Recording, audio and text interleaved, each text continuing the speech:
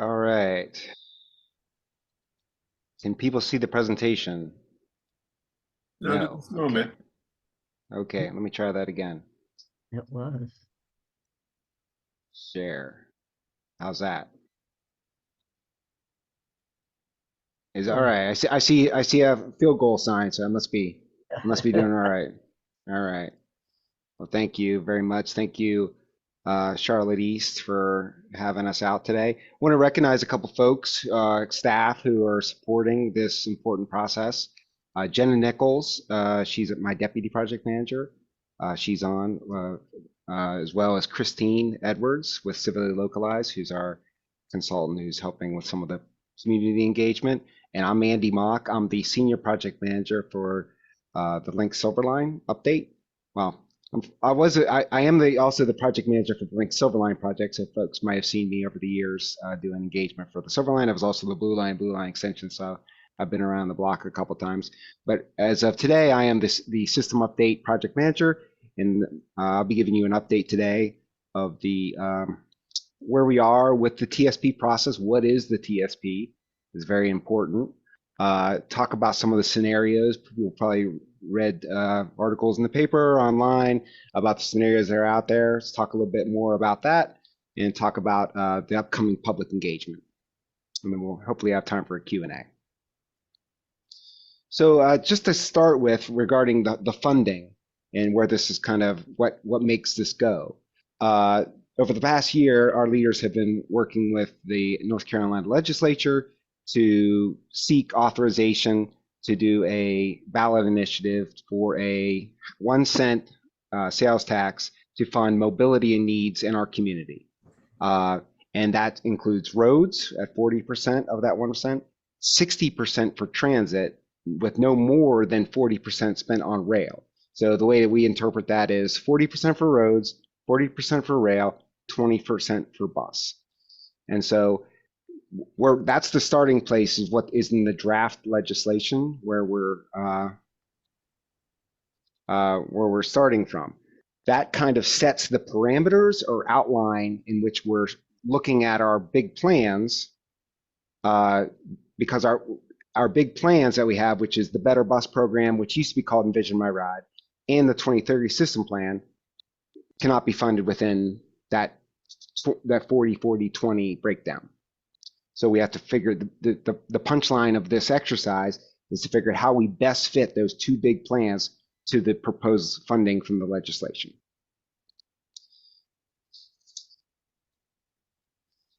And I'll just skip to the next one because I basically say that. So these are the two big plans. On the left is the Better Bus Program, which seeks to increase our bus service frequency across the community to really kind of meet the needs of the community and the growth that we foresee, as well as the rapid transit corridors. This is the starting place. So when you think about like what money would be available with the proposed legislation is one side of it. The other side of it is what are our plans? How can we best match those up and still meet the needs of the community? And so that's what this exercise is about. As far as process and schedule, we're in step 2 of the process. We wrapped up step 1, which was confirming goals and objectives and doing a community survey. We did that and finished that up in January. Right now, we're in the step 2, which is the evaluation of alternative scenarios. And that will lead to step 3, which is the development of a recommended system plan, which will then go out to more engagement, more public engagement, and ultimately to a board action by our board, which is called the Metropolitan Transit Commission. So we, in our round 1 outreach and engagement, we had a very successful survey of over 1,400 participants, which is more than we've ever done it as far as Silverline goes. It was very successful. We in Silverline we usually about 1,000 or so, so we really did well on this one. And I think at the very highest level, really what the takeaway I think is that when it comes to like people, 93% of the community support the idea of more transit options are needed in Mecklenburg County. That's a really good baseline understanding. And then 95% agreed with our goals and objectives.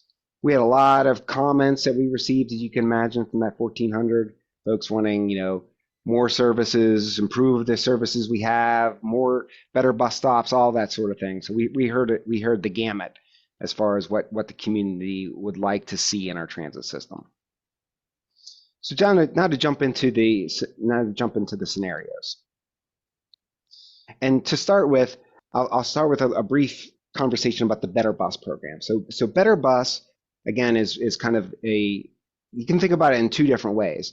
The Better Bus program and the funding that would flow to Better Bus is going to get spent in two ways. One is for service expansion and improvements. And at a high level, we're talking about nearly 50% increase in service in the first 5 years.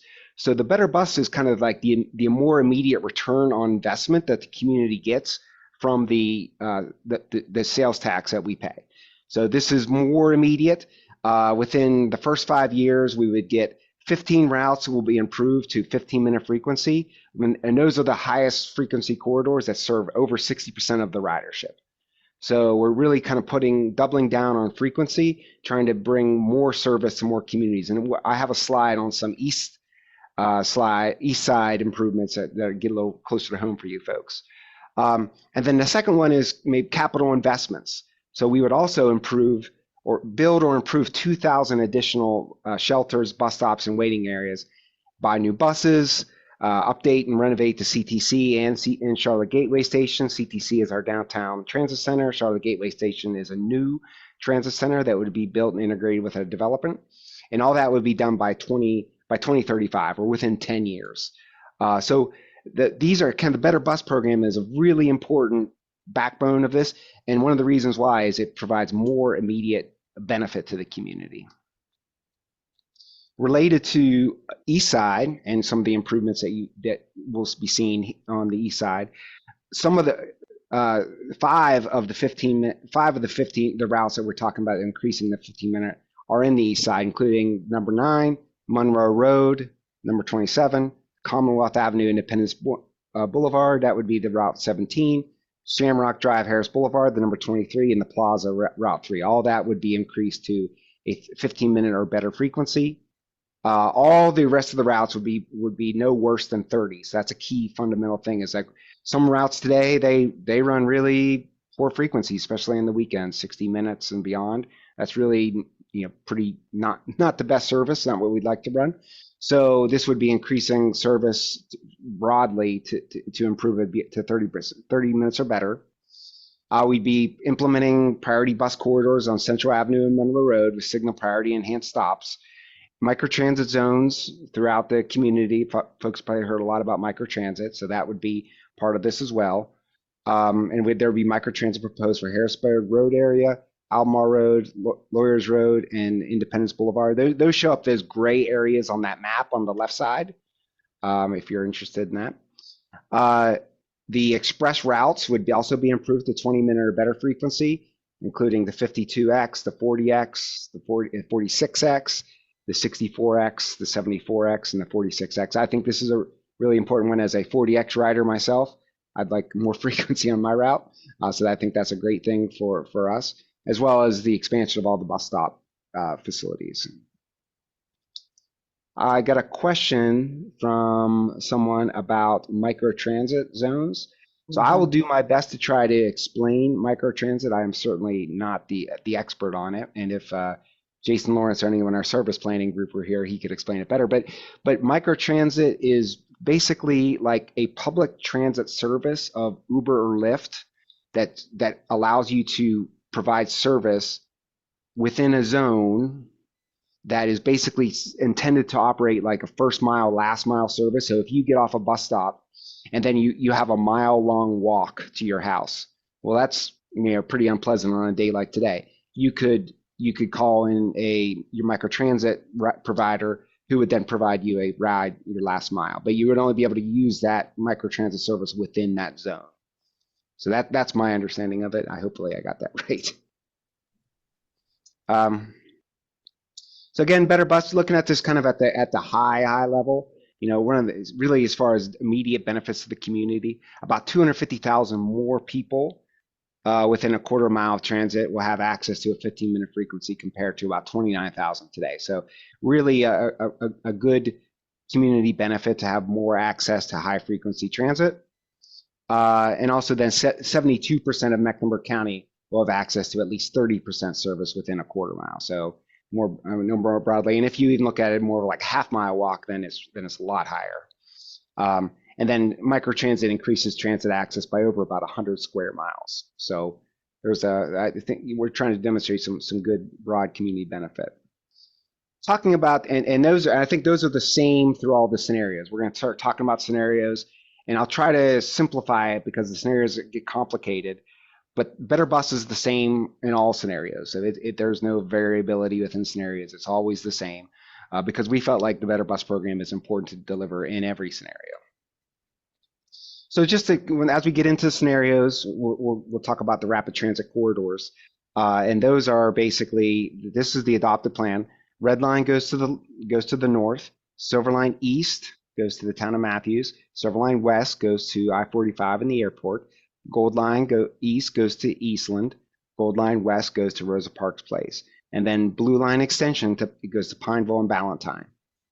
So that is basically the adopted plan. So those are that along with Better Bus are what we're trying to best fit our funding limitations. So to talk about some of the principles that we're working with, and I'll try not to spend too much time on this one. So as we're developing these scenarios, the first principle is that the red line is in each scenario and it's always first because that's a requirement of the proposed legislation. The time frame, all the projects that we're going to build that are within this funding window all have to be built within 30 years. The Better Bus isn't fully delivered in each one of the scenarios. There's no difference there. So that's the same throughout, and I'll use the 20% sales tax. The funding split is really just honoring that we are honoring the 40% rail cap. So we're not extending beyond the 40% on any of these scenarios. That's honored in all scenarios. So under the service commitment, we're saying that we're going to deliver service to each one of the corridors that are in our adopted plan. We may deliver them in different ways to meet the funding requirements, but we're going to deliver service in each one of those corridors. Some of those, and those will require trade-offs, especially for the Silver Line and the Blue Line to Ballantyne. Those are the two most expensive projects. And some of those trade-offs will be shortening the project or adjusting what we call the termini, the endpoint. And if you bring that in and make the project shorter, you will make it much less expensive. And a project is complex as the Silver Line, shortening it will make a big difference. Also, the same thing could be said of the Blue Line to Ballantyne, or potentially changing the mode. And that is something that's been discussed in the media about converting from light rail to BRT. We'll talk a little bit more about that. That is not a 100% apples to apples change, so I think there's some nuance there to understand. But wherever we would adjust the termini, where you would shorten the project, we would then program additional bus improvements to provide the access to that area. And if you're keeping rail and just shortening it, you can always extend it when funding comes available in the future. And so we don't want to pretend like we know what the future is going to hold as far as funding availability. But if funding becomes available, we can potentially extend these rail projects, just like we're talking about for Blue Line Ballantyne. The Blue Line was reopened in 2007. Then we extended the Blue Line in 2018, and now we're talking about extending it potentially again. So you can extend these things. So here's just this slide summarizes that, and it talks about some of the trade-offs of the cost. By shortening a project is complicated and expensive as the Silver Line, you can save a significant amount of money by cutting it in half. You could save, over $1 billion. So that's a lot of money. And as we're starting to talk about delivering all these programs, and also to wherever you stop the project, shown on at the bottom, you're not precluding the extension to happen in the future. The dash line would show where a future opportunity would be, and that you can serve that with bus in the short term until the funding becomes available to extend it.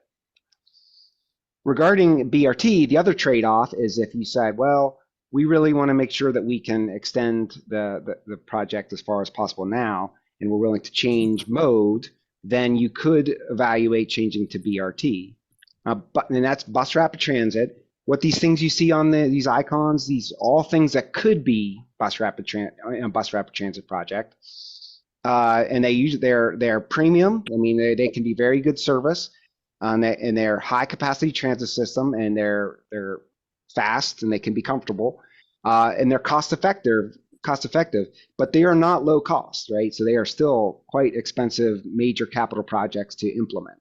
Um, they differ from local service because there's some amount, usually greater than 50%, of the guideway would be dedicated for bus service only. So then there would be more ability to have a rapid, more reliable service, while local service gets caught up in traffic.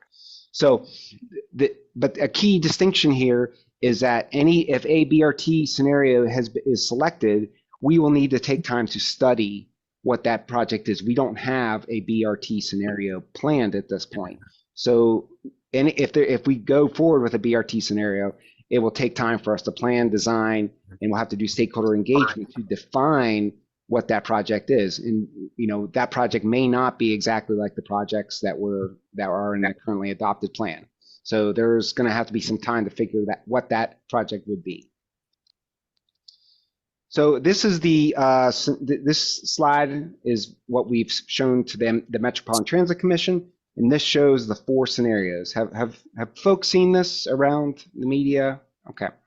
All right, I'll quickly go through this because we have some more detailed slides, but I'll just quickly go through this. Slide 1, scenario 1, that's, and I'd like to think about scenario 1 as the stay the course option. You're not changing the modes any. You're basically just having a phased implementation of the plan that you have today. That would be commuter rail on the north. Better bus is the same. Gold Line east and west is the same as it is today. Same as is proposed. However, the Silver Line west would be shortened from I-485 to the airport. And then Silver Line East would be shortened to Bojangles Coliseum. So it would be basically a project that would go from the airport to Ovens Auditorium. Good question. Sorry, Emily, I used the term LPA. That's locally preferred alternative. Sorry if I fall back into government speak, I apologize. But LPA is what we say our board directs us to pursue a project. It's called a locally preferred alternative, LPA. And then we would have extensions beyond the airport and Coliseum Ovens to build to the ends of the locally preferred alternative, or LPA. Regarding Blue Line, we would then extend light rail service from the I-485 station, which is at the end of the line right now, to go to Pineville, to go to the mall, Caroline Place Mall in Pineville. And then there would be a future extension there that would go to Valentine. So that's scenario 1, is the stay the course option. But you don't get as much rapid transit projects per se as some of the other scenarios where you're changing out the modes, but you get more light rail. Scenario 2 is a kind of a mix and match, a hybrid version with incorporating some BRT to allow you to spread out a little bit longer the investment that you get. Again, the Red Line, Better Bus, and Gold Line are all the same. So they don't vary in any of the scenarios. So I'm not even going to, from going on, I'm not going to address those because they don't vary. What varies is the Silver Line and the Blue Line. So when you go to scenario 2, the Silver Line West goes from the airport to 11th Street and ties into the Blue Line with a future extension on the other side of the airport to I-485. And then you get a bus rapid transit system, which would go from Gateway Station to the town of Matthews. And this would tie to Charlotte Gateway Station, CTC, other things in Center City. And then the Blue Line would be extended in light rail from I-485 to Pineville, and then there would be a future extension. So by giving up some amount of light rail on the east side, we get to extend it further with bus rapid transit. Okay. On scenario 3, in this scenario, we're changing out BRT completely or light rail completely for BRT, so that we can extend the blue line Valentine the whole way to Valentine. So there's a sacrifice here of all the Silver Line is BRT, and now the Blue Line extension is all light rail.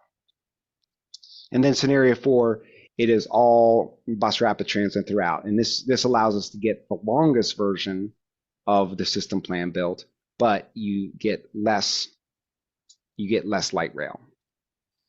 So I think, Greg, we don't have a lot of time left, do we? No, and I do want to go ahead and let you finish up, but I would like I you you I, can go ahead and finish up, but I'd like Representative Jordan Lopez is here as well, and I would love if okay. he's available once you're finished to give a little bit of Yep. insight from his angle. But go ahead and finish up, no problem. But I Well, will say well, this, and I am gonna speak for a lot of folks I know in this chat. The feedback that I've received loud and clear from our community, right, is even if folks deem a sales tax to be palatable on the east side, scenario one is the only one that folks would consider supporting, right? okay. So, anyway, I'll let you go ahead and finish up. All right. Well, these other slides, and since we're short on time, these other slides will be available, but these are just like more details than of what I showed. But as far as next steps, I'll jump into that and get reserve time for questions and answers and any sort of comments that are made, just to kind of for folks to learn more about the system. This is this little QR code. You can click that or take a picture of that, and that will show up our website. Stay up to date with CAT system plan update here. And then there's all the socials and those sort of things. But one of the big things that we have coming up, which is really important for this group and others to understand, is we do have public meetings coming up. So we have the first public meeting is March 10th, and it is virtual public meeting, live and recorded on March 10th at noon. So we will record that. There will be a Q&A, and then we'll post that on our YouTube account so folks can watch that at any time. And then we'll have 5 more in-person public meetings. One in the east in the town of Matthews, one in the north in Cornelius, one in the south in Pineville, one in Charlotte Center City at Charlotte Regional Business Alliance, and one at the west at Goodwill Opportunity Center. Then we're going to be seeking opportunities for additional neighborhood and community engagement. So if there's other groups that you feel like would benefit from this presentation, please let Christine know, and then we'll be happy to make time. We're trying to really make sure that we get out and talk to as many people as possible, and then we'll be having community and pop-up events here and there. And I think like one thing to take away from this, the key takeaway, I think, is that the key takeaway is all 4 scenarios provide more than double of the investment that we currently have today. So they're all good as far as developing investment in the community, and that we can't deliver the full plan as it is today based on the financial parameters of the legislation. If light rail is the most important to your communities and to the community as a whole, and that you're willing to accept that it may take you longer to build out the entire system that's been planned, then scenario 1 is probably meets the needs of that community.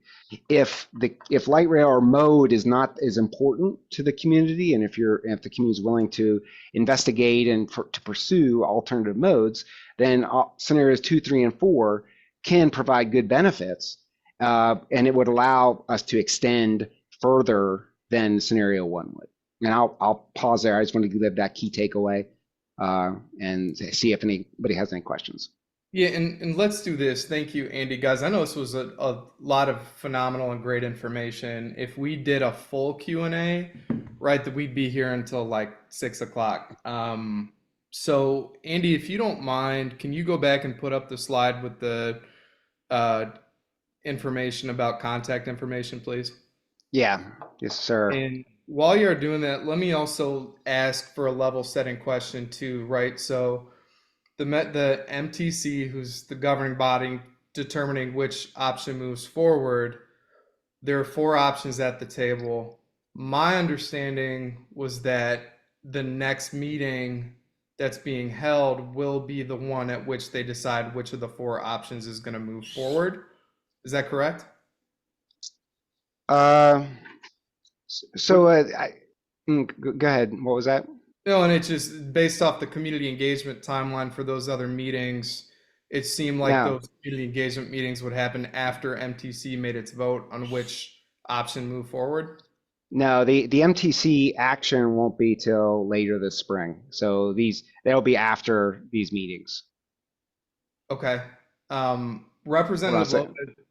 Representative Lopez, would you like to say anything? If not, I think you were actually probably in the middle of No, session. no worries. Hey everybody, Representative Jordan Lopez. This is currently something that is going to have to be, and forgive me if this is something that was stated already. I've been in and out of meetings. The legislature is going to have to approve this before we can vote on it as a community. That legislation is currently in its drafting phase, if you will, and it's being led by Senator Sawyer and Representative Cotham, who are, to the best of my understanding, working as best as they can to get support from their colleagues. Um, I could not speak on where this currently stands as far as its likelihood of happening sooner than later, but it is something that is being worked on a regular basis. So hopefully we will get that to the floor in both chambers to vote. You will have the support of, I think, most of your delegation, if not all of your delegation, because we understand the importance of this investment, not only in rail transit, but in the roads and in our bus system. So it is something that we are talking about every day in some way, shape, or form, but it is being led by two very capable legislators who are trying to see it through because they understand the importance as well. So I know that's not the most detailed update, but unfortunately, that's all I really have about it. No, that's very helpful, Representative Lopez. Thank you, because just again to let everybody in the room or on the call know, and correct me, Andy or Representative Lopez, if I'm wrong, but everything that was just presented is contingent upon the General Assembly allowing Mecklenburg County to put forward a sales tax. Correct. So everything we just saw right now is in the hands of folks in Raleigh. And if they give permission to Mecklenburg County, which has been a huge question mark, then this will be on the ballot this fall. I will say there are a lot of there is a lot of support from several different stakeholders, um, different industries, different groups like that see the importance for not only our region but the state at large. So it's now making that a part of the agenda going forward. The state is working to respond to the Hurricane Helene damage in Western North Carolina as well. So a lot of competing priorities, but making sure that this is right up there with them because we know how the detrimental or sorry how determinative this will be for the city of Charlotte's growth in the future. So we're definitely working on it. Cool. Thank you. Thank you. Thank you. Thank you. And y'all, I will send this recording out again tomorrow. Andy, can we get the presentation itself? Yeah. Okay, and I'll make sure that we send that out to folks. I think actually it might be maybe well let me one in some form or fashion I was thinking maybe we should post this on our website. That might be a better way to do it. But anyways, in some form or fashion, we'll provide the presentation to you. Okay, thank you so much. And I'm sorry, y'all, we were crammed for time, CATS team, but I really appreciate y'all making time to come and present to us. And I hope the community on this call will follow up with their team and voice their feedback, not only to CATS, but to our electeds on the east side. I believe everybody, most of the people in here, Marjorie Molina is our district representative. So thank you guys. Thank you, Andy. Thank you, CATS team. Greatly Yep. appreciated. Thank you, Greg. Thanks for the time. Thank you for the time. And please reach out to Christine if you've got other people, other folks looking for a speaker. We'd appreciate it. Sure. Thank you. Will do. Thank you, guys. Bye. All right, team. Let me do this. And the rest of y'all are welcome to stay on the call as well. We're not just kicking folks off. Let me do this really quickly, y'all, because we have one. I'm gonna move the agenda around. There's one big item that came up, actually just literally just put on my radar like Tuesday, and I watched the council meeting, and I guess I was just zoned out.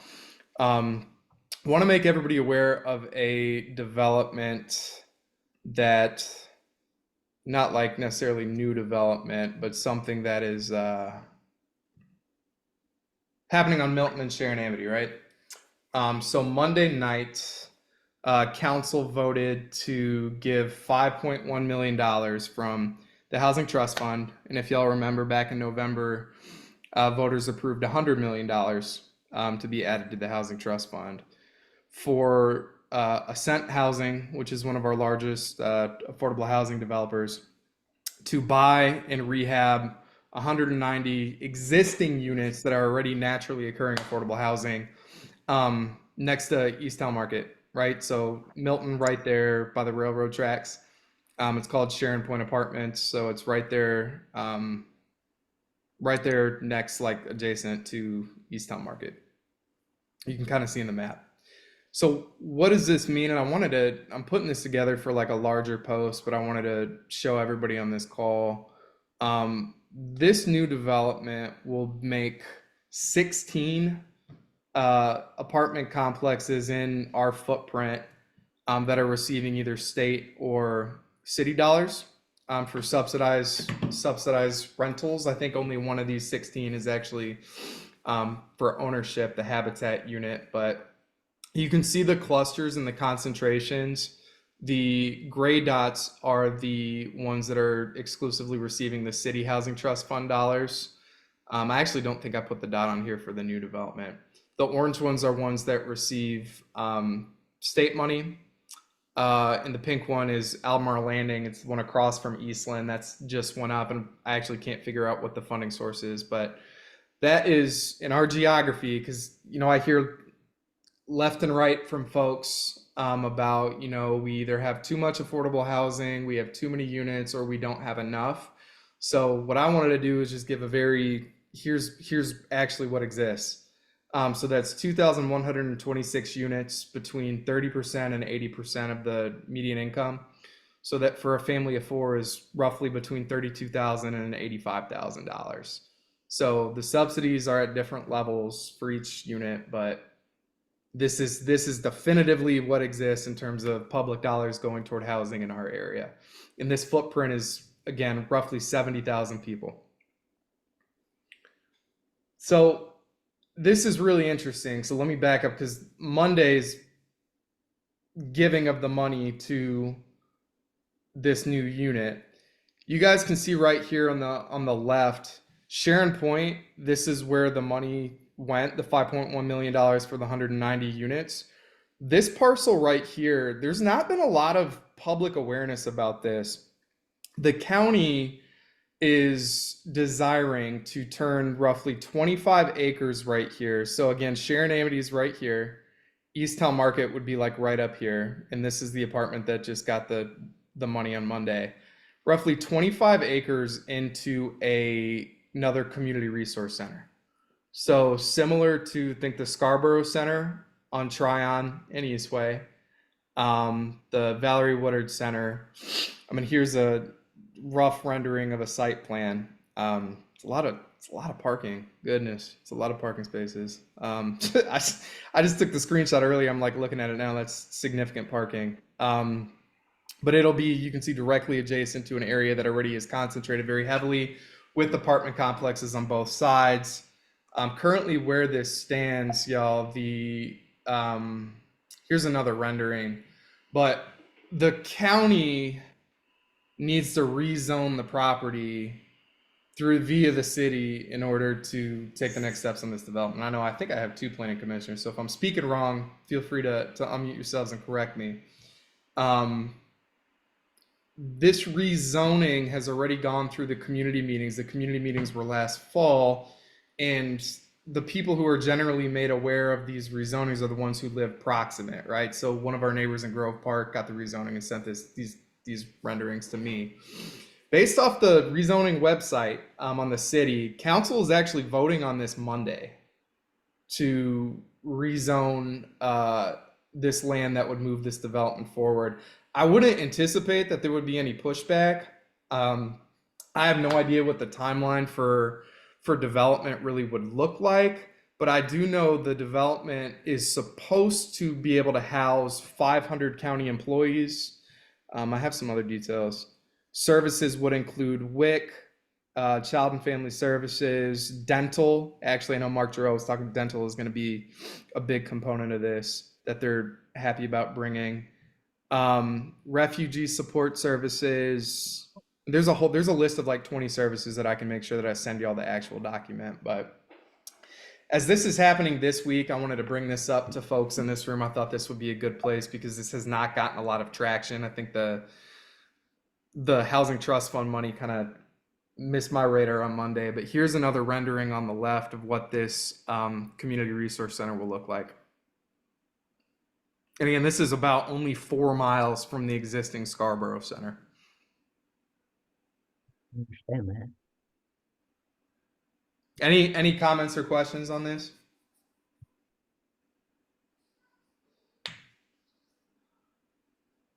I'm not gonna pontificate or go on a tangent about the necessity of equitable investment and job creation, but as social services. But I'm hopeful that all of these things coming on board at once with Eastland, with this, will hopefully level the playing field so we don't continue to have a $25,000 annual income gap on our households versus the county average.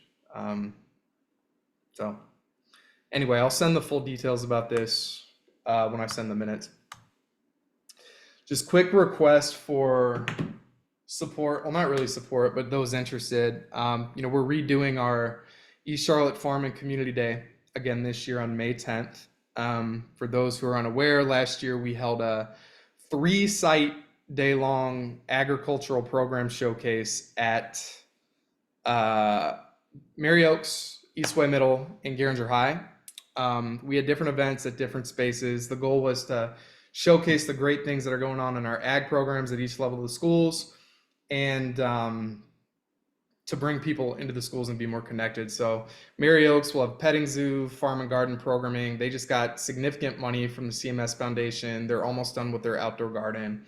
At Eastway, we'll have food trucks that we'll pay for, soil and water mobile classroom, community resource fair. So I know Amity, you guys are going to be there doing health screenings. Deanna, that's good that you guys will be there.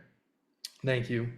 And at Garinger, this was my favorite part last year. So we did a aquaponics lab tour and plant giveaway. So we were able to give away like 200 tomato plants last year. I think overall attendance at all these events was about 500. So it's pretty cool. We gave like a punch card. If you went to all the different sites, you got X, Y, and Z. I know a lot of you actually participated or came. It was a really, really good time. And we're excited to do this again. But again, I'll shoot this out and you guys can send me an email if interested in being a vendor. Especially for the social service component, we want to put people at Eastway because that's where we're going to be bringing the free food to. And the middle school folks right there, it's more, Eastway Middle is more proximate to some of the apartments that we want to hit versus Mary Oaks, right? Because Pepper Tree is a little bit more accessible right there. Alrighty, and last thing, we do have open forum, but we only have 3 minutes left. I know Nolan is not here, but the African American Heritage Festival, which is such a phenomenal event, it's one of my favorite on the East Side each year, is going to be at the Charlotte Museum of History next weekend. It's like a Thursday, Friday, Saturday event, but they usually have, I think last year they had about 1,000 people come out. But parking will be at Garinger High School Saturday, the 24th. They'll run shuttle buses from 11 to 5. Just phenomenal slate of programming. Double Dutch, history events. The Salome School is now open if you haven't been since July. Terry and the team over there have done a phenomenal job with that space. And it's a free event. It's totally free for the community. So, are they correct? No, they're not correct. 2025. Mika. Oh my goodness. 2025. They're not correct, but they are. Don't pay attention to this. Wait until I send the email out tomorrow or Saturday. But it is happening. I'm almost positive it's next weekend, unless they haven't updated their website. But it is almost positive. Not this weekend, next weekend. It is actually, while I'm on the call right now, let me do it before people forget. Programs and events, upcoming events. African American Heritage Festival. No, they actually don't have it on that webpage. Okay, I'll get you guys the right dates. No, it is. It's Saturday. It's Saturday the 22nd. I'm sorry. It's Saturday the 22nd. Saturday the 22nd is the date this year. Thank you, Michelle. I'm sorry. I didn't see that. Thanks for looking it up. So let me get rid of this slide. All right, guys. I'm sorry. We only have 1 minute left, and I really like to cut things directly at 3:45. Is there any last minute quick things somebody would like to lift up? And feel free to email it to me, and I'll make sure that it gets out. Yes. Greg, oops. Hey, Deanna. Hold on, Deanna. Hey, Doug. Go ahead. Hey, everybody. This is Douglas Walton. I'm the chairman of the Planning Commission. Carolyn's also on here. If you guys have any zoning issues or rezonings or development issues, I just wanted to get on the call, and I'll try and do this more frequently. But if you guys have questions, please feel free to call me. If somebody wants to have me out at a community meeting or something of that nature, go to the Planning Commission website, Douglas Welton, just send me an email, blah, blah, blah. That's what I wanted to sneak in there real quick. Thank you. Thank you, Douglas. I really appreciate you coming out. Thank you. Yeah. I absolutely, let me write a note to myself to make sure I include your contact information. Yeah. And I will learn to raise my hand next time. No. It's Deanna got me sidetracked, canceling an agenda item and then wanting to add something at the last minute. Miss Martinez, yes.